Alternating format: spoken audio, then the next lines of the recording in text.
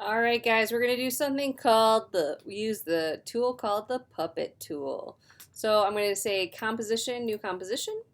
Again, same parameters, still 5 seconds. This one's gonna be called first name, last name, underscore puppet tool. We're learning all about the puppet tool. And then today's date, and then say okay. All right, we're gonna import two new assets. Double click here, and I'm gonna import the sky. I'm gonna hold down Shift and also select Hero. So we're importing Hero and Sky and say Open. And I'm gonna click on just the sky and click and drag that to my stage. And then I'm going to do the same thing like I did with the witch again. I'm going to actually make the hero its own comp so that it loops before I animate it. So I'm going to right click the hero and say I want to create a new composition from the selection. It's going to open it up in its own new composition, and here we go. And I'm going to zoom in for this one, maybe even more than that, maybe 200. And we're going to use something called the puppet position pin tool, I just call it the puppet tool, to animate our superhero here. So after selecting this, it looks kind of like a thumbtack. What you want to do is click on the edges of what you want to animate on the character. And these are going to end up being points that I can actually click and drag to change the position over time. But it also can be used to kind of pin down certain sections of the animation so that it doesn't constantly move everything. So I'm going to move to the 1 second mark, and I want to animate his cape a little bit. So I'm going to click and drag one of these puppet points I just made, and it's going to animate that from here to here now. And maybe I want to bring this in a little bit. And the reason that I put these points here is that when you get too far, you might start warping other things. But notice that it's not moving this position because I've put this little pin here. So it kind of helps damper some things as well. So yeah, we can move this like a little bit. So we start from here, and it's moving up a little bit.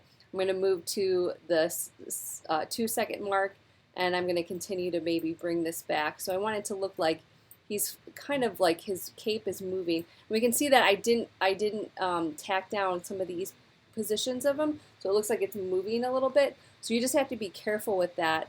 That while you're doing those things, that it's not you know, kind of morphing it too much with your character. So I'm going to move to the 3 second mark, bring back that cape a little bit more. Kind of bring this down. Go to the 4 second mark. We want this to be out a little bit more. Flapping in the wind. And to the 5 second mark. And again, I'm just going to make this look like it's all right, looks good. Let me hit the spacebar to render and play. Okay, so we've just animated our character. His foot moves slightly, but his cape is blowing in the wind artfully. So I'm going to go back to that composition that I just created called Puppet Tool. And now I'm ready to animate my hero. So I'm going to click and drag him to, and we're clicking and dragging the composition we made, not the original asset. So I'm clicking and dragging that above the sky. I want to go to the selection tool because I want to click and drag him off stage left. And then I'm going to select P for position and pick the, make sure my current time indicator is on frame 1. Pick the stopwatch to start the animation. And then I'm going to go to frame 2, I'm going to bring him down, go to frame 4, bring him up, and then finally to 5 and bring him off. All right, and so I'm going to select the spacebar to render and play. And here's my superhero. And then notice that as he's going across, his cape is flying in the wind. over and over and over again. It's looping. All right, looks good. So I'm going to say composition, add to render queue, and go down to this bottom one. Again, this is where we want to make sure it's named correctly. QuickTime Movie is saving to the right file. Then I'm going to hit render. All right, looks good. And you could check your folder to make sure that the animation exported to the correct place, animated correctly.